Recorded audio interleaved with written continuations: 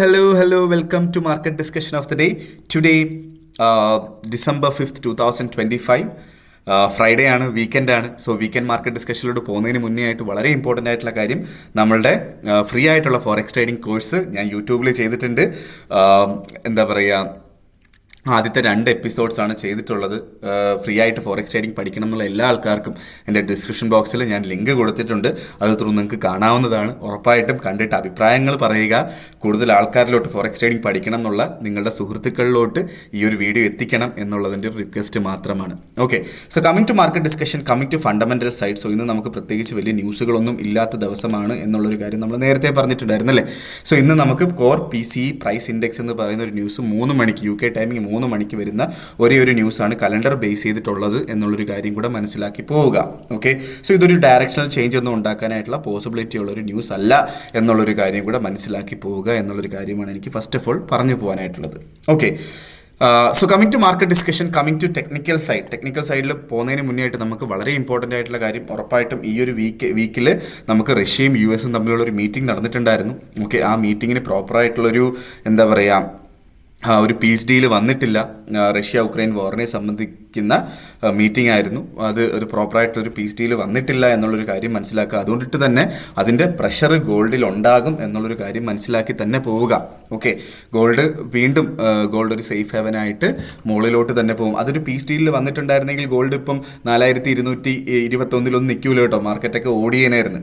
നേരത്തെ കണ്ട് എന്താ പറയുക, മാർക്കറ്റ് താഴോട്ട് വീണേനായിരുന്നു. ഓക്കെ, സോ ഇപ്പോൾ ഈ ഒരു മാർക്കറ്റ് ഒരു റേഞ്ചിലോട്ട് വന്നു എന്ന് ഉള്ളൊരു സിഗ്നലാണ് നമുക്ക് ഈ ആഴ്ച മൊത്തത്തിൽ തന്നത്. പക്ഷേ പറയാൻ പറ്റില്ല ഒരു റാലിക്കുള്ളൊരു പോക്കാണോ ഇത് എന്നുള്ളൊരു കാര്യം കൂടെ മനസ്സിലാക്കണം.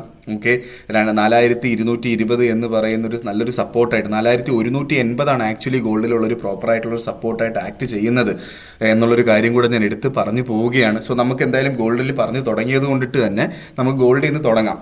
ഓക്കെ, ഗോൾഡ് ഇപ്പോൾ 4221 നിൽക്കുന്നു. നമുക്കുള്ളൊരു ഇന്നത്തെ ഏറ്റവും ബെറ്റർ ഓപ്പർച്യൂണിറ്റി, ഇന്നലെ നമ്മൾ പറഞ്ഞിട്ടുണ്ടായിരുന്നു 4200 അവിടെ കിട്ടിക്കഴിഞ്ഞാൽ അവിടെ നിന്നുള്ളൊരു ബൈ ആണ് നല്ലൊരു ഓപ്പർച്യൂണിറ്റി എന്നുള്ളൊരു കാര്യം ഞാൻ ഇന്നലെ പറഞ്ഞിട്ടുണ്ടായിരുന്നു. സോ 4200 അവിടെ ബൈ ചെയ്തിട്ടുള്ള ആൾക്കാർ 4240-45 റേഞ്ചിൽ ടേക്ക് പ്രോഫിറ്റ് എടുത്ത് മാറുക എന്നുള്ളൊരു കാര്യമാണ് എനിക്ക് പറഞ്ഞു പോകാനായിട്ടുള്ളത്. ഓക്കെ, ബെറ്റർ ഇന്നത്തെ ഓപ്പർച്യൂണിറ്റി 4180 അടുത്തൊക്കെ നമുക്ക് മാർക്കറ്റ് കിട്ടിക്കഴിഞ്ഞാൽ അവിടെ നിന്നുള്ളൊരു ബൈ എൻട്രിയാണ് ഏറ്റവും ഉചിതമായിട്ടുള്ളൊരു എൻട്രി. 4150 താഴെയായിട്ട് സ്റ്റോപ്പ് ലോസ് വെക്കുക. 4240-45 റേഞ്ചിൽ ടേക്ക് പ്രോഫിറ്റും വെച്ച് പോവുക എന്നുള്ളതാണ് ഗോൾഡിൽ എനിക്ക് പറഞ്ഞു തരാനായിട്ടുള്ള ഓപ്പർച്യൂണിറ്റി എന്ന് പറഞ്ഞു കഴിഞ്ഞാൽ. ഓക്കെ, സോ ബ്രേക്ക് ഔട്ട് ആയാൽ ഫോർ എക്സാമ്പിൾ 4260 മുകളിലായിട്ട് ക്യാൻഡിൽസ് ഫോം ചെയ്യുക. അത് ഒരു ക്യാൻഡിലല്ല, മൾട്ടിപ്പിൾ ക്യാൻഡിൽസ് ഫോം ചെയ്തു അല്ലെങ്കിൽ ഒരു 4 അവർ ക്യാൻഡിൽ ഫോം ചെയ്ത് ബ്രേക്ക് ഔട്ട് ആയി കഴിഞ്ഞാൽ അവിടെ നിന്ന് നമുക്ക് ബൈ എൻട്രി എടുത്ത് പോവുകയും ചെയ്യാം. ഓക്കെ, സോ അങ്ങനെ ബൈ ചെയ്യുന്ന ആൾക്കാർ 4240 താഴെയായിട്ട് വേണം സ്റ്റോപ്പ് ലോസ് വെക്കാനായിട്ട്. $25 എങ്കിലും സ്റ്റോപ്പ് ലോസ് വെച്ച് പോവുക എന്നുള്ളൊരു കാര്യമാണ് എനിക്ക് പറഞ്ഞു പോകാനായിട്ടുള്ളത്. ഓക്കെ, 40 താഴെയാണ് കേട്ടോ. ഓക്കെ, സോ ഇതാണ് നമുക്ക് ഗോൾഡിൽ പറഞ്ഞു തരാനായിട്ടുള്ള ഓപ്പർച്യൂണിറ്റി എന്ന് പറഞ്ഞു കഴിഞ്ഞാൽ. 4180 എന്ന് പറയുമ്പോൾ 4180 തന്നെ നിൽക്കണം എന്നില്ല. 4180-85 റേഞ്ചിലൊക്കെ ആയിരിക്കും നമുക്ക് ഉള്ളൊരു ബൈ എൻട്രി എന്ന് പറഞ്ഞു കഴിഞ്ഞാൽ. ഓക്കെ, സോ നമുക്ക് നേരെ USD JPYയിലോട്ട് പോകുമ്പോൾ 154.85 എന്ന് പറയുന്ന റേഞ്ചിൽ നിൽക്കുന്നു. സോ ഇന്നലെ നമ്മൾ നല്ലൊരു ബൈ ഓപ്പർച്യൂണിറ്റി പറഞ്ഞിട്ടുണ്ടായിരുന്നല്ലേ. എന്താണ് 154.5 അവിടെ നിന്ന് ബൈ ചെയ്യാനായിട്ട്. ആ ബൈ എൻട്രി എടുത്തിട്ടുള്ള ആൾക്കാർക്കൊക്കെ ഓൾമോസ്റ്റ് ഒരു 70 പിപ്സിൻ്റെ പ്രോഫിറ്റ് കിട്ടിയിട്ടുണ്ട്.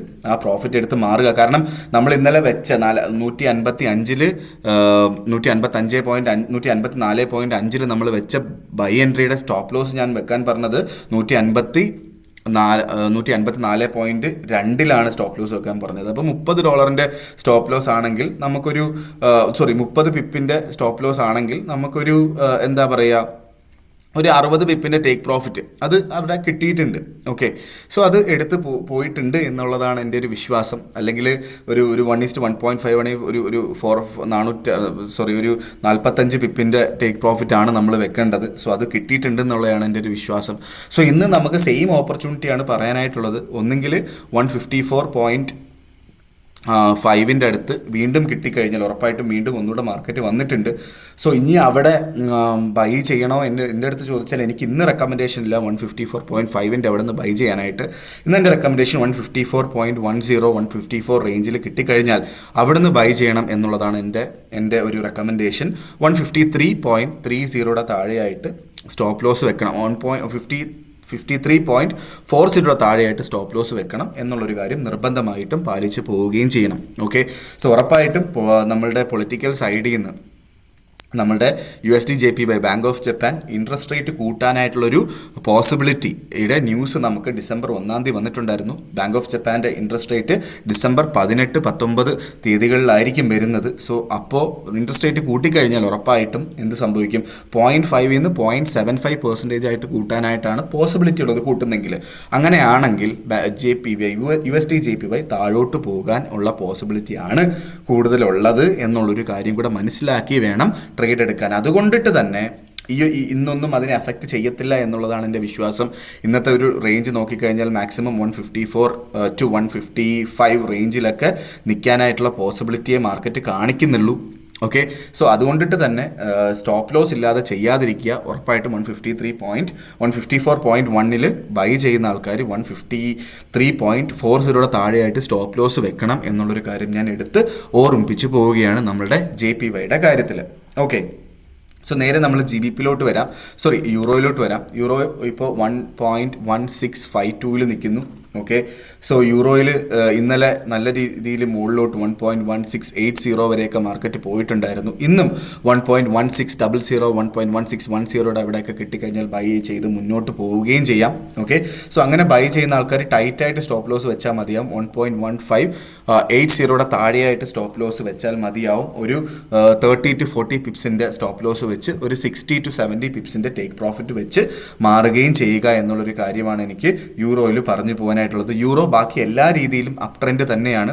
ഒരേ ഒരു കണ്ടീഷൻ, നമ്മുടെ യുക്രൈൻ റഷ്യ വാറിനെ സംബന്ധിക്കുന്ന എന്തെങ്കിലും ഒരു സ്റ്റേറ്റ്മെൻറ്റ്സ് ഡൊണാൾഡ് ട്രംപിൻ്റെ ഭാഗത്തുനിന്നോ അല്ലെങ്കിൽ യൂറോപ്യൻ ലീഡേഴ്സിൻ്റെ ഭാഗത്തുനിന്നോ വന്നു കഴിഞ്ഞാൽ അത് ഉറപ്പായിട്ട് മാർക്കറ്റിനെ അഫക്റ്റ് ചെയ്യും. സോ അതുകൊണ്ടിട്ട് അത് അപ്ഡേറ്റഡ് ആയിട്ടിരിക്കുക. അതുകൊണ്ടിട്ട് തന്നെ സ്റ്റോപ്പ് ലോസ് ഇല്ലാതെ കച്ചവടം ചെയ്യാതിരിക്കുക എന്നുള്ളതാണ് എൻ്റെ റെക്കമെൻഡേഷൻ എന്ന് പറഞ്ഞു കഴിഞ്ഞാൽ.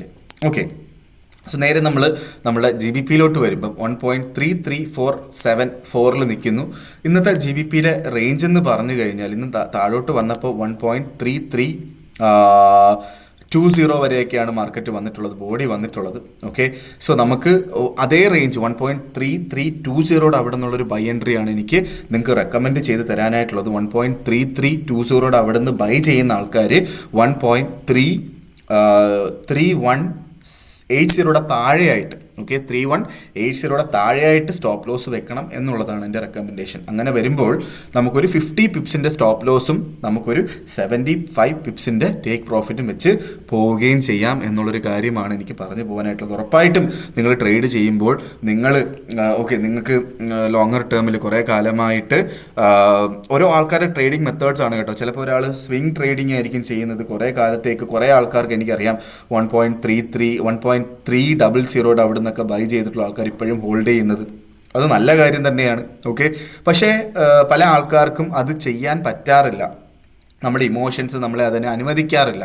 ഫോർ എക്സാമ്പിൾ 1.300 അവിടെ നിന്ന് ബൈ ചെയ്തിട്ടുള്ള ആൾക്കാർ നമുക്ക് മാർക്കറ്റ് നോക്കിക്കഴിഞ്ഞാൽ അറിയാം. ഇത് എല്ലാത്തിനകത്തും ഞാൻ പറയുന്ന കാര്യമാണ് കേട്ടോ. ഈ GBP USDയിൽ മാത്രമല്ല, ബാക്കി എല്ലാ ഒരു കൗണ്ടറിലും നമുക്ക് നേരത്തെ ഈ ഒരു മന്തിൻ്റെ സ്റ്റാർട്ടിങ്ങിൽ നമുക്ക് മാർക്കറ്റ് ഓൾമോസ്റ്റ് 1.3300 വരെ ഒക്കെ വന്നിട്ടുണ്ട്. സോ അത് മാർക്കറ്റ് മുകളിലോട്ട് പോയപ്പോൾ 1.3200 അവിടെ വന്ന് തിരിച്ചു വന്നു. വീണ്ടും മാർക്കറ്റ് 1.3030 വരെയൊക്കെ വന്നിട്ടുണ്ടായിരുന്നു. സോ ബേസിക്കലി അങ്ങനെ ആകുമ്പോൾ, അങ്ങനെ ഒരു ഫ്ലക്ച്വേഷൻസ് വരുന്ന സമയത്ത് ആൾക്കാർക്ക് ഇമോഷൻസ് വർക്കാവുകയും സെൽ ഓഫ് ചെയ്യാനായിട്ടുള്ള പ്രവണത ഉണ്ടാവുകയും ചെയ്യും. ഓക്കെ, സോ നിങ്ങൾക്ക് ആ ഒരു ലോങ്ങർ ടേമിലോട്ട് ഇത് ബൈ എൻട്രി എടുത്ത് ഹോൾഡ് ചെയ്യാനായിട്ടുള്ള ഒരു മനഃശക്തി ഉള്ള ആൾക്കാരാണോ, അത് ഈവൻ ഗോൾഡിലായിക്കോട്ടെ അല്ലെങ്കിൽ GBPയിലായിക്കോട്ടെ JPYയിലായിക്കോട്ടെ, അങ്ങനെയുള്ള ആൾക്കാർ മാത്രമേ ലോങ്ങർ ടേമിൽ ചെയ്യാൻ പാടുള്ളൂ. ഇല്ലാത്ത ആൾക്കാർ നിങ്ങൾ സ്റ്റോപ്പ് ലോസും ഡിഫൈൻ ചെയ്യുക, ടേക്ക് പ്രോഫിറ്റും ഡിഫൈൻ ചെയ്യുക.